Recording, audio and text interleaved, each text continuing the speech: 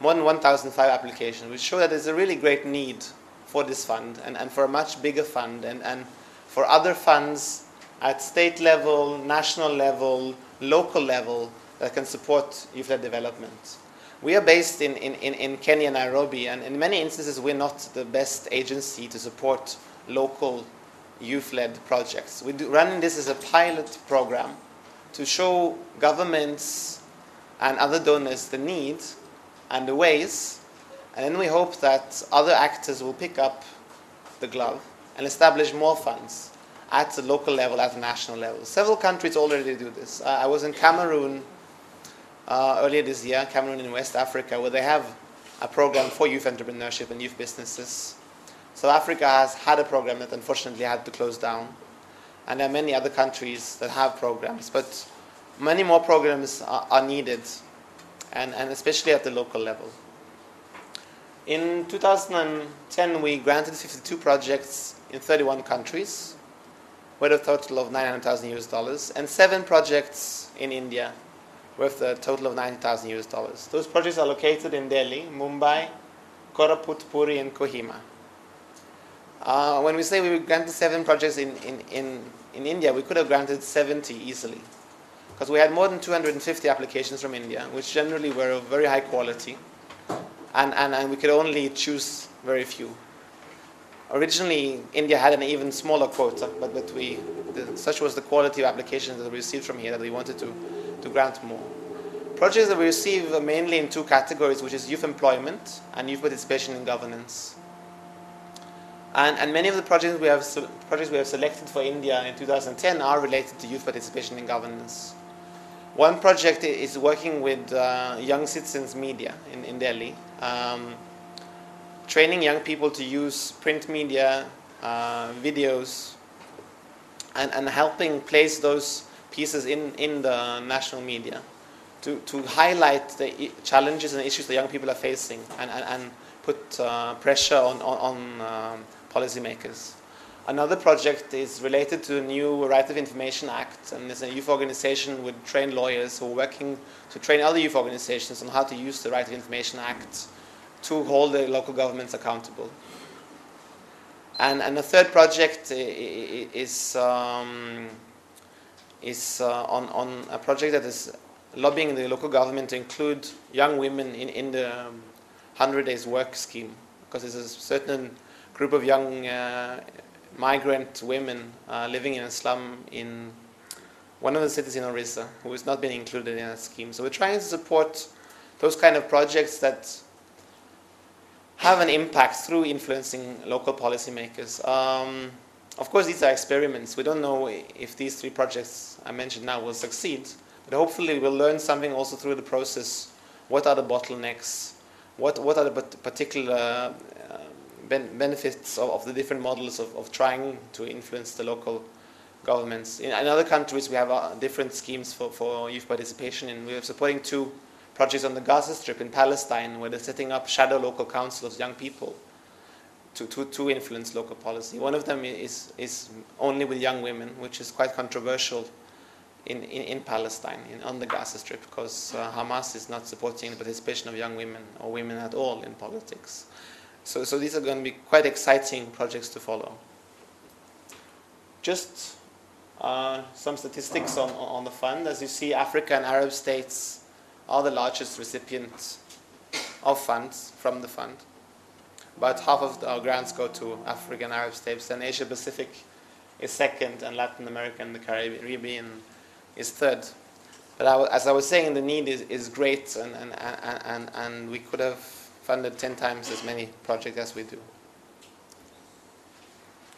Just as I mentioned, governance and employment are really the biggest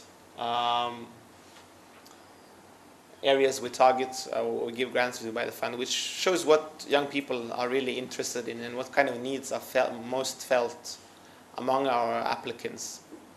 Because those are the same numbers we see when we receive applications. It's really employment and participation in decision making that people want support to do. Okay. Just if any of you need my contact address, it's my last day of my mission to India, so I've given out all my business cards, so I won't be able to give any more. But this is my email address, and you'll also find the website of the Youth Fund of UN Habitat on that page.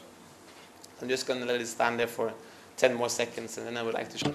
Rapid population growth and rural to urban migration have put enormous pressure on scarce resources, particularly in the developing world. Today, fully 1 billion people live in slums. Without decent shelter or security, lacking access to safe drinking water and sanitation, residents of informal settlements and slums are among the world's most vulnerable populations. They often experience high levels of social and economic exclusion, and 70% of them are youth. Mostly unemployed and facing a host of challenges, many of these young people are joining together and bringing about small-scale positive changes in their own communities. Where they see uncollected garbage and waste, they're clearing spaces for community gardens and setting up recycling projects. Where they see orphans and vulnerable children out of school and without care, they're banding together to offer mentoring and empowering activities like sports and cultural events. Where they see failures in governance that are leaving their communities underserved and at risk, they're making change and advocating for better. It is with these youth in mind that UN Habitat has launched the Urban Youth Fund. Bueno, los jóvenes en México están enfrentando los problemas que en cualquier otro lugar del mundo. Nosotros estamos enfrentando el desempleo que hay, estamos enfrentando la criminalización. We have problems and the solution should come from us, from within. So people teamed up, we teamed up and formed the organization wanting to solve the challenges that we face. And ideally we empower young people, we help them to take responsibility. The industrial city of Santo André in Brazil is home to one of the 2009 Urban Youth Fund beneficiary groups. These young environmental leaders have taken their community of Prestes Maya from just a place to live to a living expression of togetherness and beauty.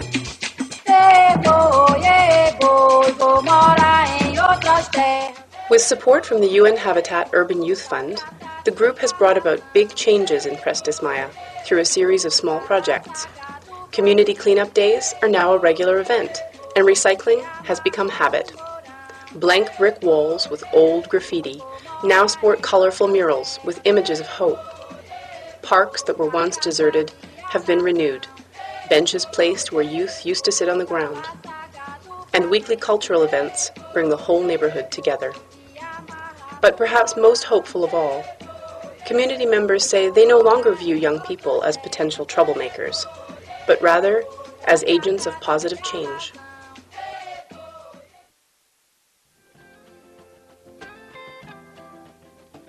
The town I'm coming from, Kabwe, in Zambia, it used to be a mining town, but most of the mines have closed, and so this has translated into a huge number of youth that are employed. If youth can create their own employment, it will lead to poverty alleviation, and ultimately that is our goal in our organization. For a long time, agriculture has been relegated to the background in Nigeria with the advent of oil. And the advent of oil has disorganized the psyche of so many young people, and they abandon agriculture. If we are able to encourage young people to take up careers in agriculture, young people are adventurous because they are innovative thinkers.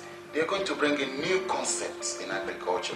They're going to bring in new ideas that will boost the agricultural sector, increase the agricultural sector to become or to regain its place as the national income earner. I represent Awareness. It is a young women-led organization working for young women empowerment and capacity building of young women, enabling young women to have equal access to education, employment, healthcare services, governance, and other social services. Another of the 2009 Urban Youth Fund beneficiary groups is Kamaliza in Nairobi, Kenya. Their successful waste collection center is expanding now thanks to an investment by the fund in a new machine. Kamaliza imetuokoa sana na imetusaidia sana sisi kama watu wa mtaa. Takataka yote ile imekuwa inachukuliwa, inarecycliwa hapa ndani, unakuja kupata hata wale watu wako ndani wana benefit. Sisi watu wa Kamaliza tunafanyanga kazi ya kuzoa takataka kwenye manyumba, kisha tunazitofautianisha baina ya plastic, chuma na juala. Baada hapo hivyo tunazichukua, tunaziegeza katika mashini na siaga. Baada ya kusiaga tunatafuta soko ya kuiuza. Na ile pesa ambayo tulipata kutoka kwa UN Habitat imeweza kutusaidia tukaongeza value kwa zile plastic ambazo tunasiaga na tukiosha. Na tutaweza kuosha mali yetu plastic vizuri, ndipo tutapopeleka kwenye customer. Tukiweza collect hizo takataka inatupatia kitu kidogo, na at the same time tunasaidia pia community, at least tukuwe na environment mzuri, ndio watoto wetu ama vizazi vijazo. UN Habitat's Urban Youth Fund beneficiaries are leaders in their own communities, transforming urban spaces. They represent the potential of young people as full partners in development, and they hold the key to the realization of a better urban future for all. The message which I would give to the whole world here is that young people are very energetic. They have the energy to do things if they are allowed to do it. Being given the chance to lead our own initiative is the best thing. We have different ideas to change our surroundings. We need to be listened, and we should be participated in every actions, in every developmental process. World leaders should know that they should trust youth and work with youth to make the country grow, because in this world you have to be the different to make a difference.